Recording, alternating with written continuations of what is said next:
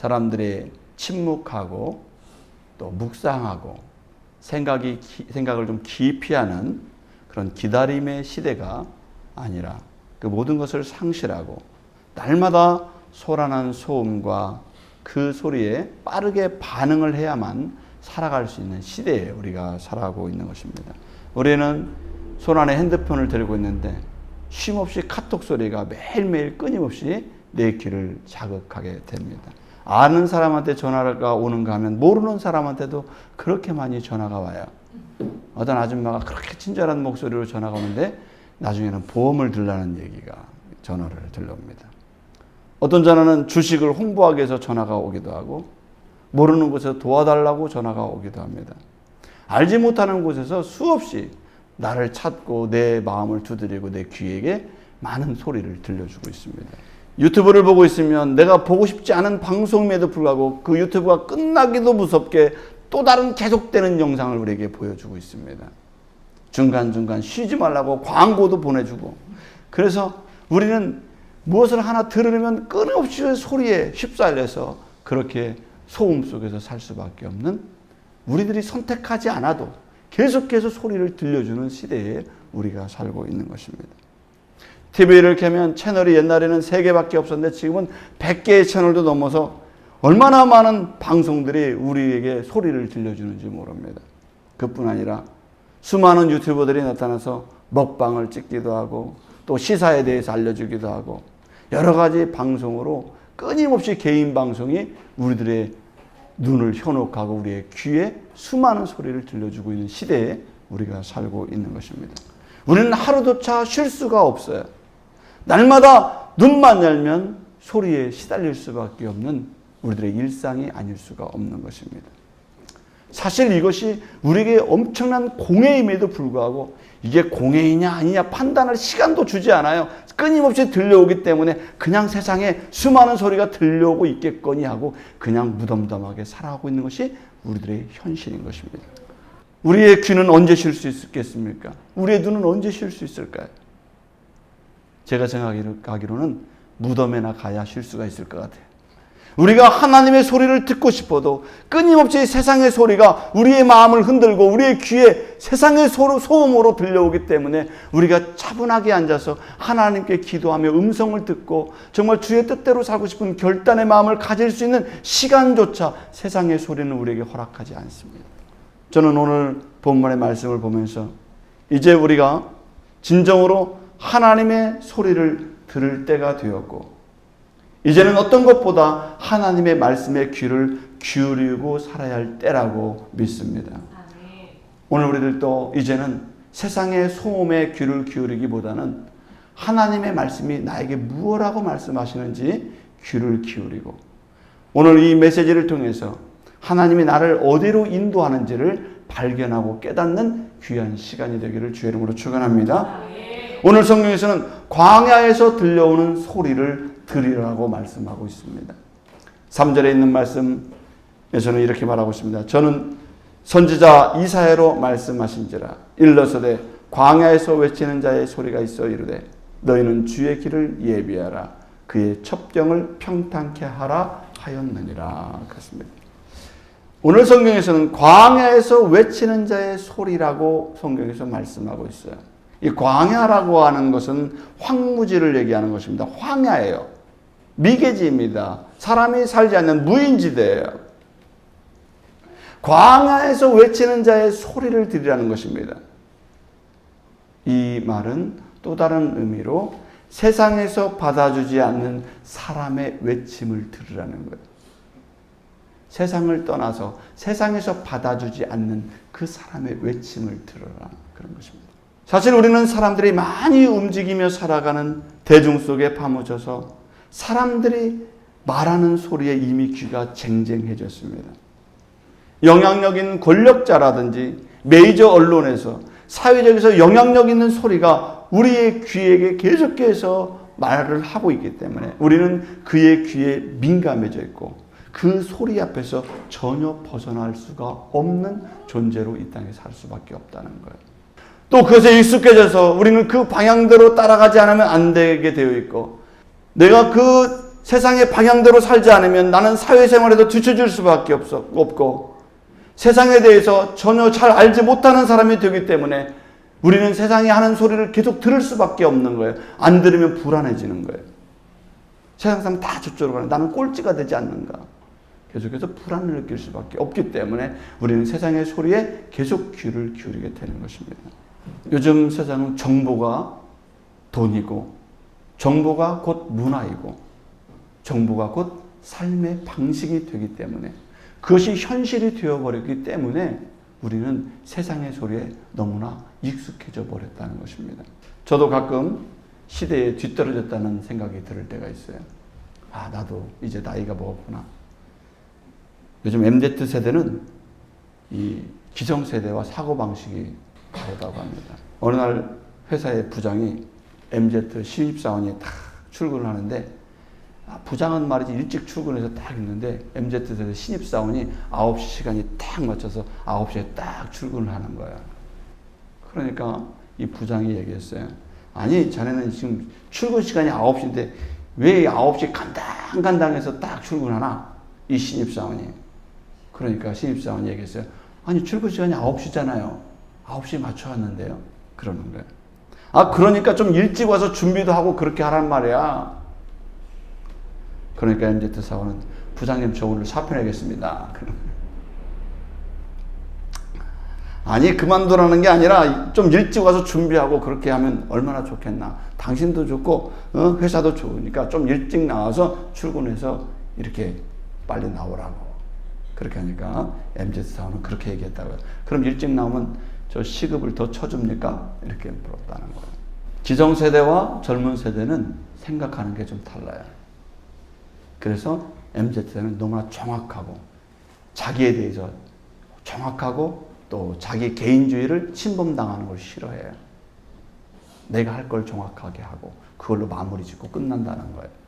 그러나 기성세대는 내가 좀 손해볼 수도 있고 내가 좀 더 일찍 가서 할 수도 있고 이런 유동성이 있는데 MZ세대는 정확한 세대라는 것입니다. 저는 그것을 보면서 나도 이 MZ세대에 대해서 좀 더 모르는 게 너무나 많구나. 그들을 좀 이해해야 되겠다. 이런 생각을 갖게 되었습니다.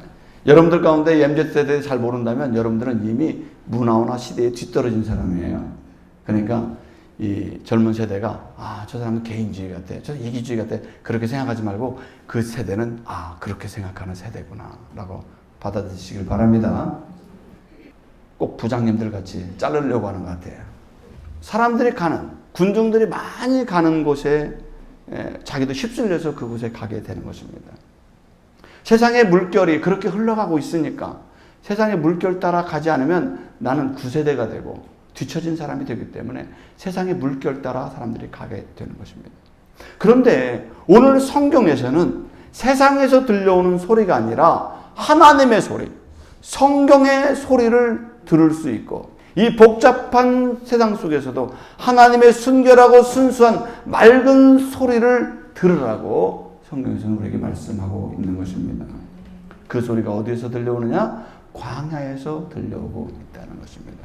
이 광야는 사람들의 잡음이 들리지 않고 청결한 소리를 들을 수 있는 하나님의 그 맑은 소리를 들을 수 있는 그곳에서 하나님의 소리를 들으라고 말씀하고 있는 거예요.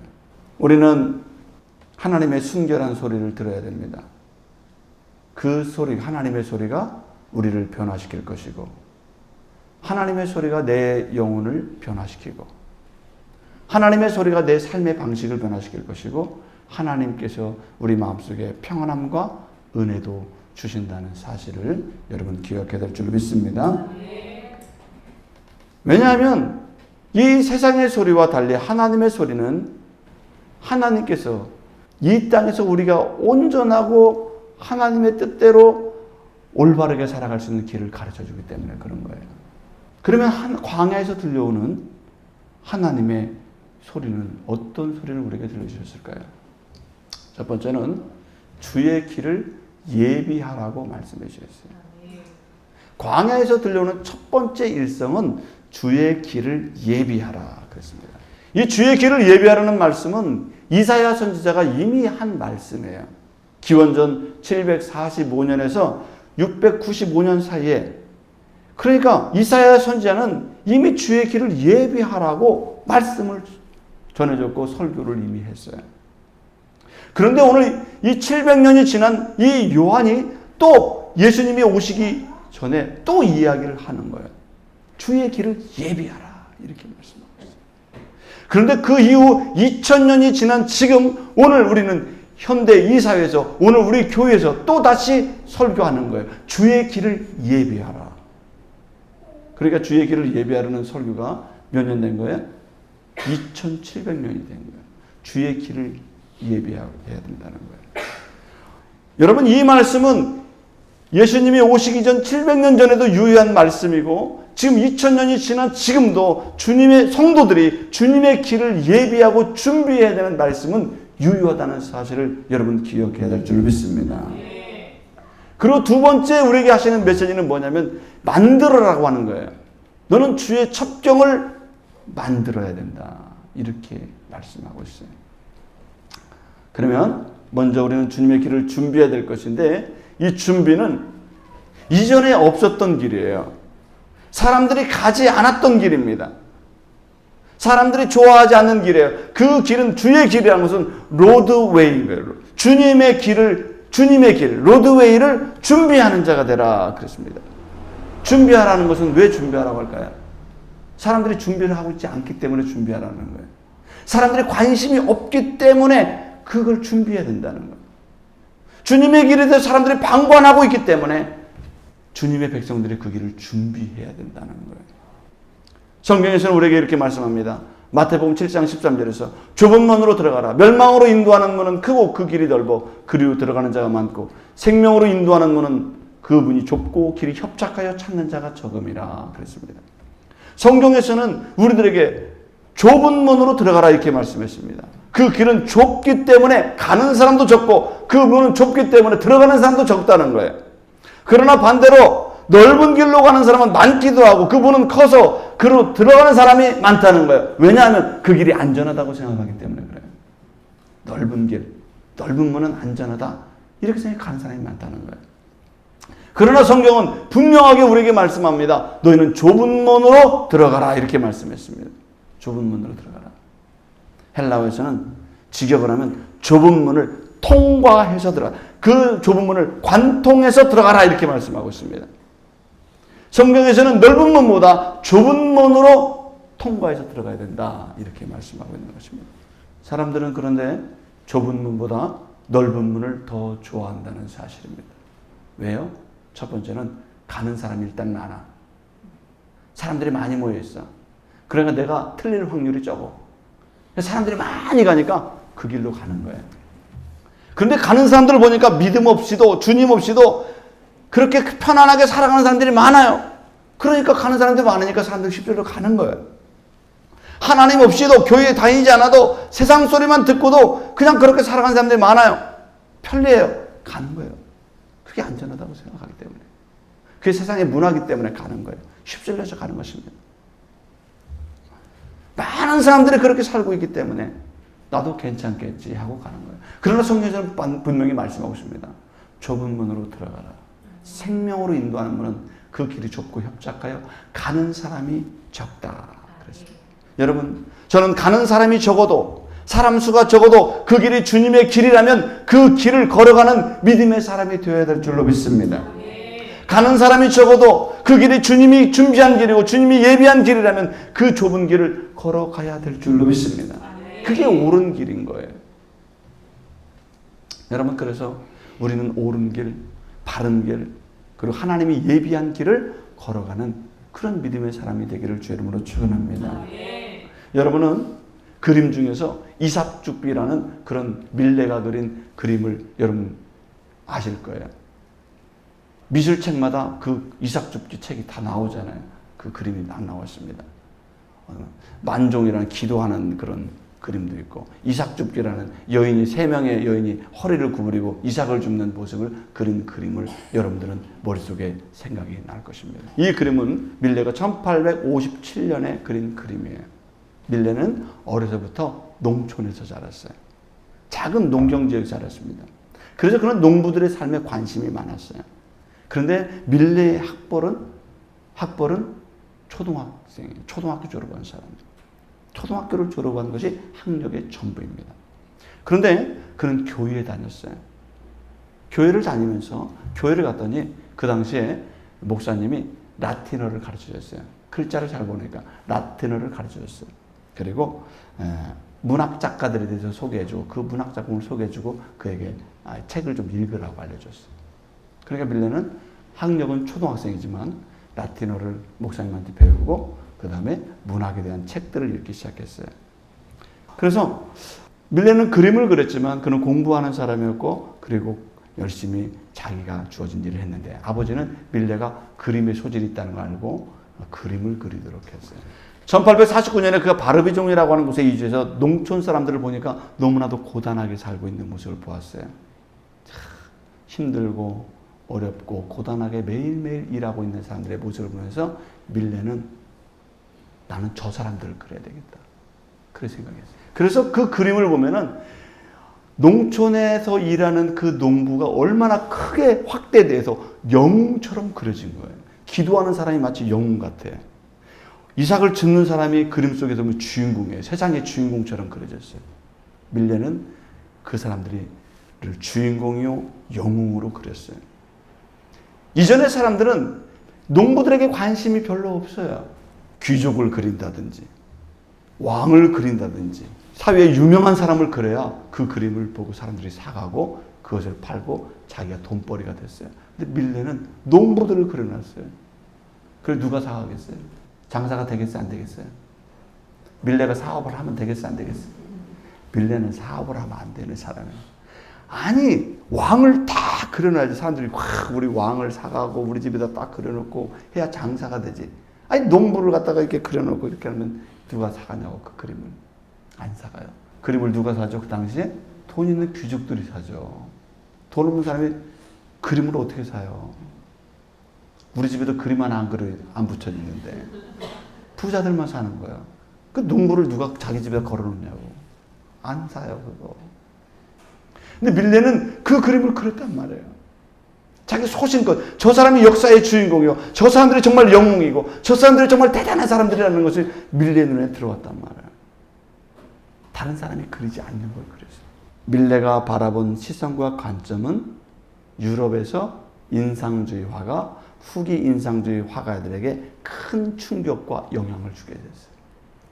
여러분 우리가 알고 있는 고흐나 고갱이나 마네, 모네, 세잔 여러분 유명한 사람 있죠? 얼마나 유명합니까? 그런데 그 사람들이 다 누구의 영향을 받았다고요? 이 밀레, 초등학교 졸업한 밀레의 영향을 받아서 야 우리가 왕만 그릴 게 아니구나. 내가 보고 있는 그것이 중요하다면 그걸 그려야 되는 거구나 라는 것을 깨닫게 된 거예요. 누구를 통해서요? 밀레를 통해서. 밀레는 다른 사람들이 가지 않는 자기만의 길을 가게 된 거예요. 그러니까 세계에서 수많은 유명한 사람들에게 지대한 영향을 주는 그런 인물이 되었다는 것입니다. 초등학교를 졸업한 밀레가 세계의 미술사에 엄청나게 큰 영향을 주었던 것입니다. 학벌과 배움이 중요한 것이 아니라 자신이 어떤 자세로 어떤 시각으로 살아가느냐가 너무나도 중요했던 것입니다. 여러분 오늘 또 우리 그리스도인들에게 대단히 중요한 것은 여러분들이 어떤 생각과 어떤 마음과 어떤 믿음으로 살아가느냐 그 소신을 가지고 살아가는 것이 대단히 중요한 줄로 믿습니다. 그런 사람이 앞길을 열어주는 사람이 될 것이고 시대를 열어가는 사람이 될 수 있게 되는 줄로 믿습니다. 처음에는 많은 이 선봉에 서서 일을 하다 보면 순환을 받기도 하고 손가락질을 당하기도 하고 미지의 땅을 개척해 나가는 것은 참으로 어렵지만 나중에는 위대한 사람으로 인정받게 된다는 사실을 여러분 기억해야 될 줄로 믿습니다. 그러나 이 좁은 길을 걸어가고 세상 사람들이 많이 가는 길이 아니라 좁은 그리스도의 믿음의 삶을 걸어가는 것은 때로는 예측할 수도 없고 불안정한 상황이 오기도 하고 부정적인 사람들이 수많은 말을 하기도 하지만 주님 안에서 주님의 길을 예비하고 주님의 길을 올바로 걸어가는 사람에게는 하나님의 놀라운 은혜와 축복의 삶이 그들의 미래 속에 열려있다는 사실을 우리는 기억해야 될 줄로 믿습니다. 예전에는 항해를 하는 배들이 나침반도 없고 내비게이션도 없을 때는 배들이 무엇을 보고 먼 바다로 항해를 했을까요? 그들은 별을 보고 항해를 했습니다. 특별히 북극성을 보고 항해를 했어요. 북극성은 자리가 바뀌어요, 안 바뀌어요? 절대 바뀌지 않습니다. 북극성의 별은 절대로 바뀌지 않아요. 그렇기 때문에 항해하는 배들은 북극성을 딱 보면 저쪽이 북쪽이구나라는 걸 알게 되는 거예요. 그래서 북쪽을 경계해서 자기 방향을 하게 되는 것입니다.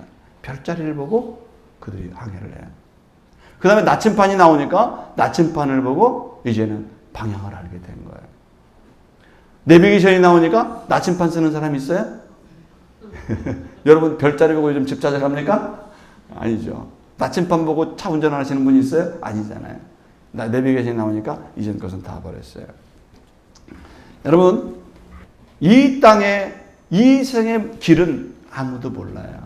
그러나 이 세상에 길이 있다고 주님께서 말씀해 주셨어요. 여러분, 나침반도 없고 저 별자리도 모르고 내비게이션도 없는 사람들이 세상에 사람들이 대부분 되는 대로 살아요. 세상의 물결 따라 살아요. 사람들이 그냥 사는 대로 살아요. 그런데 주님께서는 말씀하셨어요. 이 땅에는 길이 있다는 거예요. 생명으로 가는 길이 있고 천국으로 가는 길이 있다고 성경에서 말씀하고 있는 줄 믿습니다. 주님께서 말씀하셨어요. 요한복음 14장 6절에서 내가 곧 길이요 진리요 생명이니 나로 말미암지 않고는 아버지께로 갈 자가 없다고 말씀하셨습니다. 주님이 말씀하셨어요. 내가 곧 길이다. 오늘 본문에 말씀하신 주의 길을 예비하라 그랬어요. 로드웨이를 준비하라. 이 웨이라는 이 호도스라고 하는 길은 네 방향, 네 통로, 네 갈 길. 이 길이 바로 이 땅에서 가야 될 길이 바로 예수 그리스도께서 알려준 그 길이라는 거예요. 그래서 예수님이 우리의 통로요, 하나님 천국에 가는 길이요, 그 방향이라는 사실을 성경 우리에게 분명히 알려주고 있는 줄 믿습니다. 그래서 예수님을 주로 모시고 살아가는 사람은 바로 천국을 예비하고 준비하고 그 방향대로 살아가는 사람이라는 것을 성경에서 명시해 주고 있는 줄 믿습니다. 많은 사람들이 길을 잃어버리고 많은 사람들이 길을 다 모른 채 자기 맘대로 살아가고 있기 때문에 성경에서는 오늘 말씀하고 있는 것입니다. 주의 길을 예비하라 그런 것입니다. 준비하지 못한 사람 준비하라는 거예요. 많은 사람들이 방향을 잃고 헤매고 살아가고 있기 때문에 너희들의 방향을 올바르게 준비하라 이렇게 말씀하고 있는 거예요. 삶의 방법이 틀렸다는 거예요. 오늘 성경에서는 주님의 길을 예비하고 준비하는 올바른 방향을 향해 가라고 성경에서 말씀하고 있는 줄 믿습니다. 그 길만이 우리를 생명으로 인도하는 길이고 그 길을 성경에서는 준비하라고 말씀하고 있어요. 그런데 사람들이 그 길을 준비하지 않아요. 관심도 없어요. 다른 사람은 예수님과 관계없이 잘못된 인생을 살고 있어요. 여러분, 수많은 사람들이 그렇게 간다 할지라도 여러분들은 주님의 예비하신 그 길, 예수님이 제시하신 그 방향을 향해서 나갈 수 있는 믿음의 사람들이 되기를 주의 이름으로 축원합니다.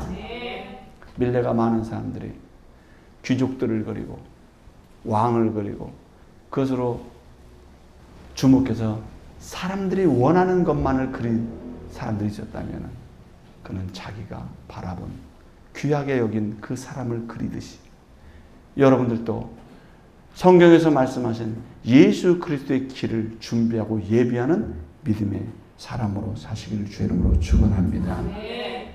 두 번째 메시지는 뭐라고 그랬습니까? 주의 첩경을 평탄케 하라 그랬습니다. 주의 첩경을 평탄케 하라.